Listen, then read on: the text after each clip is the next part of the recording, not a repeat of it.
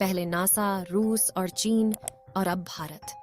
क्यों चांद को अपनी मुट्ठी में करना चाहती है पूरी दुनिया? और क्या है चंद्रमा से जुड़े वो डार्क सीक्रेट्स जो स्पेस एजेंसियां हमसे छुपा रही हैं?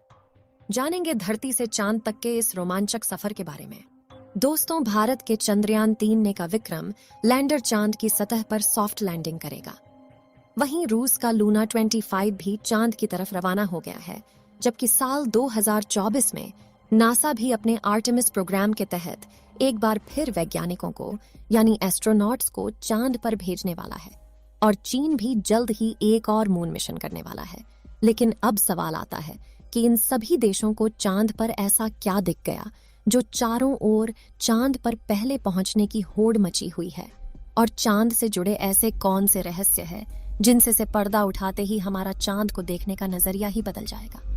जानेंगे पृथ्वी से चांद तक के इस रोमांचक सफर की कुछ खास बातें। तो जल्दी से अपनी कुर्सी की पेटी बांध लीजिए और पूरा वीडियो जरूर देखिए। दोस्तों, चांद हमारी पृथ्वी से 3,84,400 किलोमीटर दूर है और अगर हम सीधा रास्ता पकड़ते हैं तो इसी के आसपास डिस्टेंस में ही हम चांद की सतह पर पहुंच जाएंगे। जबकि भारत के चंद्रयान 3 के रास्ते से हमें चांद पर पहुंचने में 42 दिन लगेंगे, क्योंकि चंद्रयान 3 ने चंद्रमा की तरफ जाने का अंडाकार रास्ता चुना है, जिसमें वो पहले पृथ्वी के चक्कर लगाकर चांद की ओर एक लंबे रूट से बढ़ेगा और फिर चांद के चक्कर लगाकर लैंडिंग करेगा। हालांकि यह रास्ता काफी किफायती तो है, लेकिन इसमें हमें एस्ट्रोनॉट के लिए बहुत खाना, ऑक्सीजन और पानी की जरूरत पड़ेगी, जिसे स्टोर करने के लिए बड़ा स्पेसक्राफ्ट चाहिए होगा। और इस रास्ते से जाने पर 30 लाख किलोमीटर की दूरी तय करके हम काफी थक भी जाएंगे। इसलिए चलिए हम अमेरिका और रूस वाले सीधे रास्ते से ही चांद की तरफ चलते हैं। और इस रास्ते से हमें चांद पर पहुंचने में 4 से 5 दिन लगेंगे। जब स्पेसक्राफ्ट का लैंडर आपको चांद पर उतारेगा तो बाहर आने के लिए आपको सबसे पहले अपना स्पेस सूट पहनना होगा, क्योंकि चांद पर काफी पतला वातावरण है और इसमें ऑक्सीजन मौजूद नहीं है। इसी वजह से सांस लेने के लिए आपको स्पेस सूट के पीछे लगे ऑक्सीजन सिलेंडर का सहारा लेना होगा। स्पेस सूट पहनने के बाद जब आप चांद की सतह पर कदम रखेंगे तो खुद को काफी हल्का महसूस करेंगे।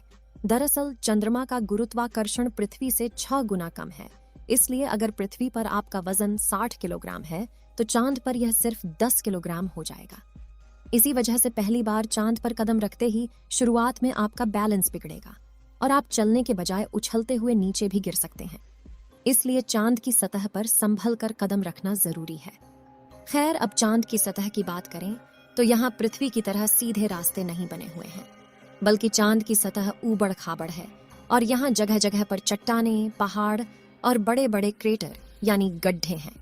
चांद पर यह गड्ढे तो 20 सालों से गिर रहे उल्का पिंडों की वजह से बने हैं और ये 100 सेंटीमीटर से लेकर 25 किलोमीटर तक बड़े हैं।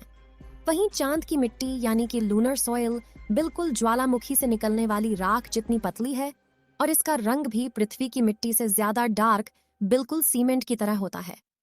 इस मिट्टी में खुरदरापन न होने की वजह से आप जैसे ही इस पर कदम रखेंगे तो आपके पैरों के निशान बन जाएंगे, जिस वजह से चांद पर सबसे पहले कदम रखने वाले एस्ट्रोनॉट नील आर्मस्ट्रॉन्ग और बज एल्ड्रिन के पैरों के निशान आज भी मौजूद है। अब चांद की खूबसूरत जमीन देखने के बाद साथियों, आप अपनी नजरें जब ऊपर की तरफ करेंगे तो आपको हमारी पृथ्वी भी दिखाई देगी। जैसे पृथ्वी पर चांद का उदय होता है, वैसे ही चांद पर भी पृथ्वी का उदय होता है। बस फर्क इतना है कि पृथ्वी से देखने पर चांद काफी छोटा लगता है और चांद से देखने पर पृथ्वी बहुत बड़ी दिखाई देती है। और यहाँ से धरती